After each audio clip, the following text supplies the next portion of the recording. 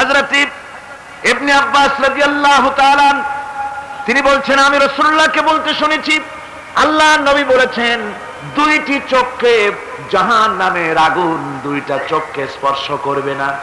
একটা চোখ হচ্ছে গভীর রাত্রে যারা আল্লাহর ভয়তে জাহান্নামের ভয়তে যারা কান্দে, জাহান্নামের আগুন ওই চক্ষুকে স্পর্শ করবে না।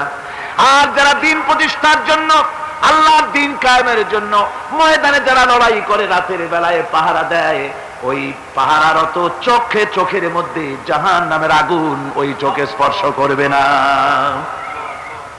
আমার ভাইরা, হযরত উসমান রাদিয়াল্লাহু তাআলা আনহু বলছেন, মান রাবাতা লাইলাতান ফি সাবিলিল্লাহ কানাত কাআলফি লাইলাতিন সিয়ামুহা ওয়া কিয়ামুহা।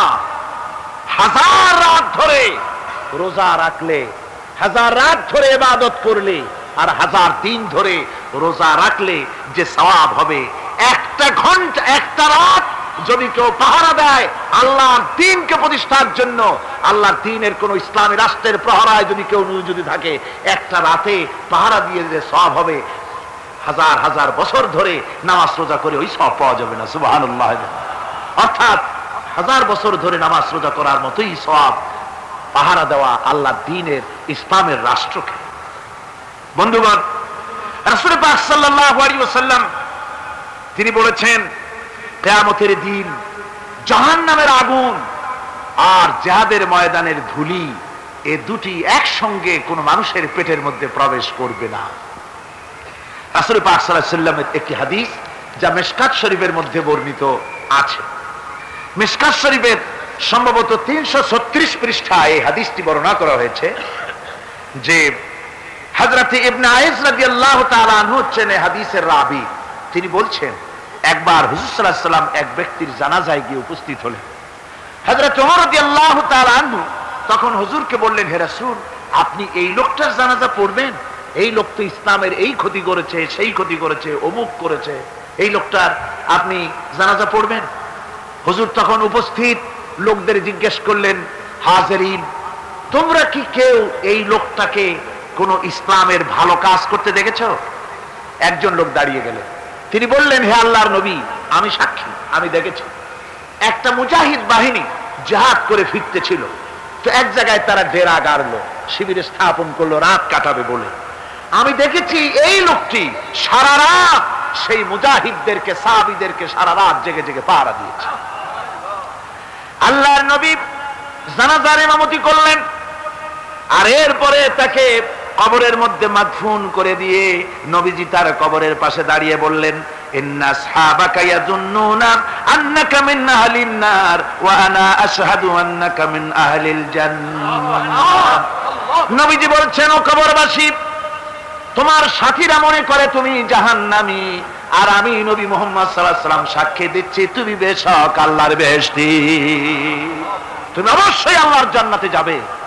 এরপর হযরত ওমরের দিকে ফিরে রাসূলুল্লাহ বললেন, ওমর, মানুষের শুধু বাহ্য দৃশ্যটাই দেখো না, তার অন্তরের জজবাটাকেও কদর করো। সুবহানাল্লাহ বিহামদিহি। এই জিহাদের ময়দানে যারা কাজ করে, জান দেয়, মাল দেয়, আল্লাহ পাক তাদের উপরে রহম করেন। এই জিহাদ হচ্ছে এক অগ্নি পরীক্ষা। এই জিহাদটা কি? অগ্নি পরীক্ষা। এমনি এমনি বেহেশতে যাওয়া যাবে না ভাই। আল্লাহ রাব্বুল আলামিন কোরআনে কারীমের মধ্যে বলেছেন, আহাসিবান নাসু আইয়ুতরাকু আইয়াকুলু আমান্না ওয়া হুম লা ইফতানুন। লোকেরা কি ভেবেছে নাকি যে ঈমান এনেছি এই কথাটা বললেই আমি বেহেশত দিয়ে দিব, মুমিন বলে সাজিদাই করব? না, যখনই তারা বলবে আমি মুমিন, আমি তখন তাকে অবশ্যই পরীক্ষা করব, এই পরীক্ষায় তাকে পাশ করতে হবে। কোরআনে কারীমে আল্লাহ রাব্বুল আলামিন অনেক জায়গায় এই কথাগুলি বলেছেন, এমনি এমনি ছেড়ে দেওয়া হবে না। আমি অতীতের লোকদেরকেও পরীক্ষা করেছি, তোমাদেরকেও পরীক্ষা করব, পরীক্ষা না দিয়ে কেউ তোমরা বেহেশতে যেতে পারবে না। এই জমিনে তোমাদের আগুনের পরীক্ষা দিতে হবে। পয়গম্বরেরা কষ্ট করেছেন, সাহাবায়ে কিরাম কষ্ট করেছেন।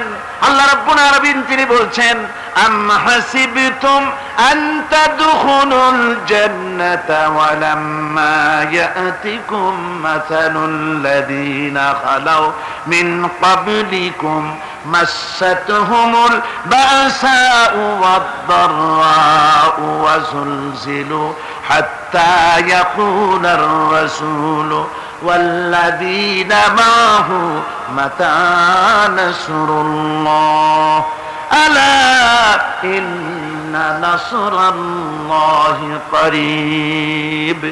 আল্লাহ রাব্বুল আলামিন বলেন, তোমরা কি মনে করেছো যে তোমরা বেহেশতে প্রবেশ করবে, অথচ তোমাদের পূর্বে যারা এই পৃথিবীতে এসেছিল তাদেরকে আমি যেমন পরীক্ষা করেছি ওরকম পরীক্ষা এখনো তোমাদের উপরে আসে নাই, ওরকম বিপদও আসে নাই, মুসিবতও আসে নাই। এমন বিপদ এসেছিল নবীদের উপরে, সাহাবায়ে কিরামদের উপরে, যে বিপদে মানুষ জর্জরিত হয়ে গিয়ে নবী এবং তার সাথী সঙ্গীরা একথা তারা মুখ থেকে বেরিয়ে গেছে, মাতা নাসরুল্লাহ, আয় আল্লাহ তোমার মদদ কখন আসবে, তোমার মদদ কখন আসবে, মার খেতে খেতে তো শেষ হয়ে গেলাম। এইভাবে যখন মার আসে চতুর্দিক থেকে আর মুমিনেরা ময়দানে পা জমায়ে টিকে থাকে দিন প্রতিষ্ঠার জন্য, আল্লাহ তখন খুশি হয়ে এক সময় ঘোষণা করে দিবেন, আলা ইন্না নাসরাল্লাহি করিব, আর দেরি নাই, আমার মদদ আমার সাহায্য তোমাদের জন্য অবধারিত। সুবহানাল্লাহ। আমার ভাইরা, বিষয়টা সহজ নয়। শুধু দুইটা সেজদা দিয়া, শুধু তাহাজ্জুদের কিছু নামাজ পড়িয়া আল্লাহর জান্নাতে যাওয়া এত সহজ নয়, রাস্তা খুব কঠিন, রাস্তা খুব। ये शहादत गाहे उल्फत में कदम रखना, ये शहादत गाहे उल्फत में कदम रखना, लोग समझते हैं आसान है मुसलमान होना। এটা হলো শাহাদাতের উত্তপ্ত ময়দানে পা রাখা।